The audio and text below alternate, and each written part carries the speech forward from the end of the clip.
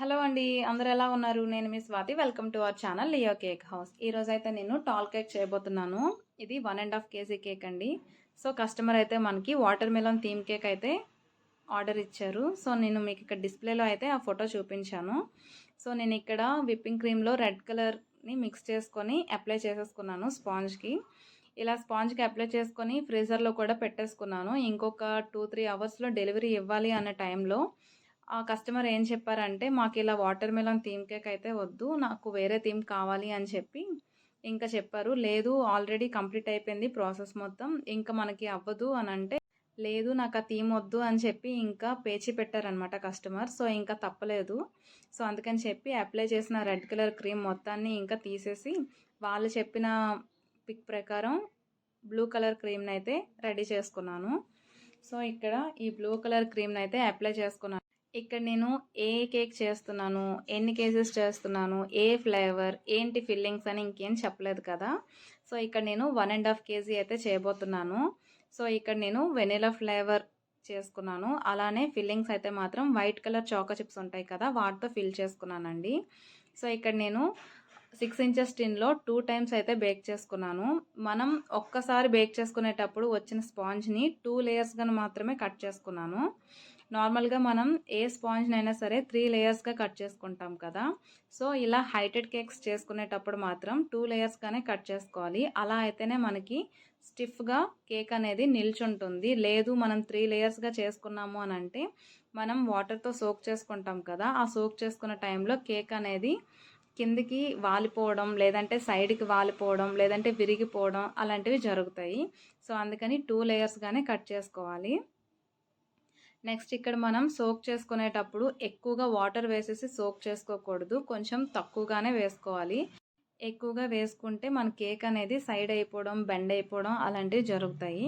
So అందుకని చెప్పి మనం షుగర్ వాటర్ని తక్కువగా యాడ్ చేసుకోవాలి. నెక్స్ట్ క్రమ్ కోట్ చేసుకునే తర్వాత మనం ఫ్రిడ్జ్లో అయితే పెట్టుకుంటాం కదా, ఆ ఫ్రిడ్జ్లో పెట్టుకున్న దానికి ముందు ఒక టూత్ పిక్ పెద్దది అయితే మాత్రం మనం కేక్లో ఇన్సర్ట్ చేసుకోవాలి సెంటర్లో. లేదంటే మనం ఇలా ఫైనల్ ఫినిషింగ్ ఇచ్చుకునేటప్పుడు మన కేక్ అనేది సైడ్కి పడిపోవడం అలాంటివి జరుగుతాయి. సో అందుకని చెప్పి మనం ఇన్సర్ట్ చేసామనుకోండి, మనం కట్ చేసిన లేయర్స్ అనేవి పర్ఫెక్ట్గా అలా ఉండిపోతాయి. లేదు అని అంటే మనం విప్పింగ్ క్రీమ్ని అప్లై చేసేటప్పుడు సైడ్కి వాలిపోవడం, పడిపోవడం లాంటివి జరుగుతాయి.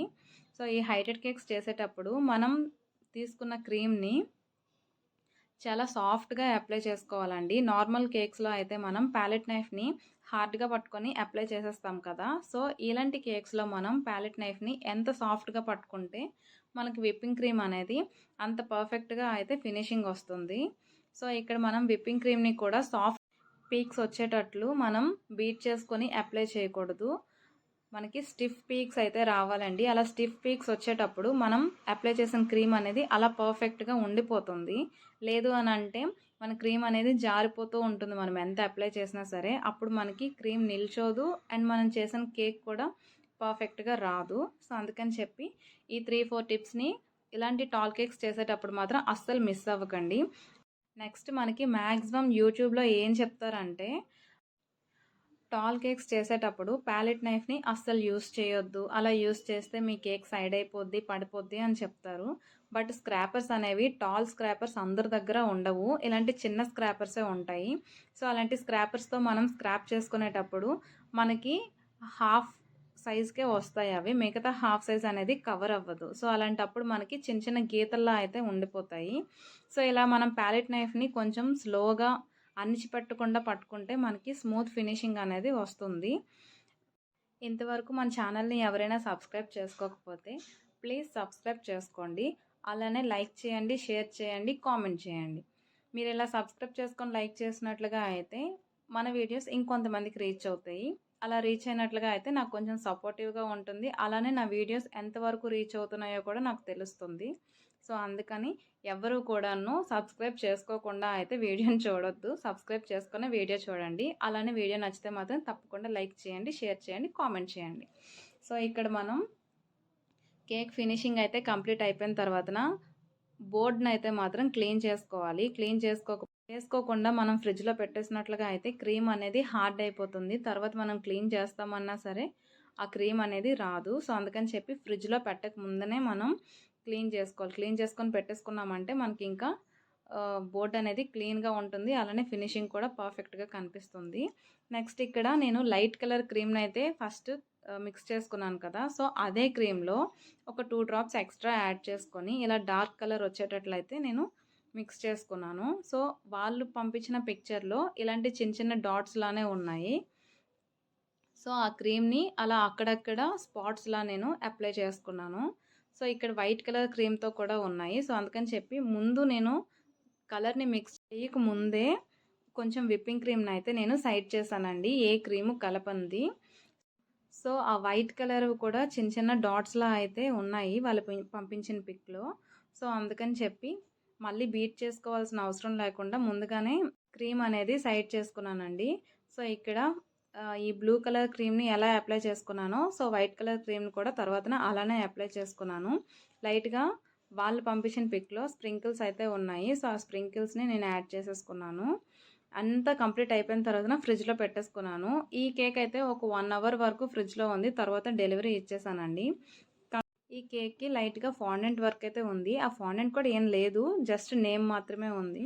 సో, అది రెడీ చేసేసుకొని నేను సైడ్ పెట్టేసుకున్నాను. డెలివరీ ఇచ్చే ముందే మనం ఏ ఫాండెంట్ వర్క్స్ అయినా సరే వాటిపైన స్టిక్ చేసి ఇవ్వాలి. ముందుగా మనం స్టిక్ చేసేసి ఫ్రిడ్జ్‌లో పెట్టుకుంటాము అనంటే ఆ తడితనానికి ఫాండెంట్ అనేది మెల్ట్ అయిపోవడం లేదంటే కొంచెం తడి తడిగా తగిలి టేస్ట్ అనేది సరిగ్గా ఉండదు. లుక్ కూడా సరిగ్గా ఉండదు. సో, అందుకని చెప్పి డెలివరీ ఇచ్చే ముందే మనం ఫాండెంట్ వర్క్‌ని కంప్లీట్ చేసుకుంటే బెస్ట్ అండి. ఇలా మనం ముందుగా చేసుకొని ఫ్రిడ్జ్‌లో పెట్టుకుంటామంటే అది ఏమాత్రం కరెక్ట్‌గా ఉండదు. సో, ఇక్కడ వాళ్ళిచ్చిన ఫోటోలో అయితే స్ప్రింకిల్స్ ఉన్నాయి. సో, అలా స్ప్రింకిల్స్‌ని నేను యాడ్ చేసేసుకున్నాను. నెక్స్ట్ ఇక్కడ ఫాండెంట్ పైన నేను వాళ్ళ పాప నేమ్ కూడా రాసేసుకొని ఒక టాపర్‌నైతే యాడ్ చేసుకున్నాను. సో, ఫైనల్‌గా అయితే కేక్ అయితే ఇలా వచ్చింది. సో, ఈ కేక్ మీకు ఎలా అనిపించిందో కామెంట్ సెక్షన్‌లో కామెంట్ చేయండి. అలానే నచ్చితే తప్పకుండా లైక్ చేయండి, షేర్ చేయండి. ఇలాంటి మంచి మంచి వీడియోస్‌తో మీ ముందుకు వచ్చేస్తా. అంతవరకు బాయ్ బాయ్.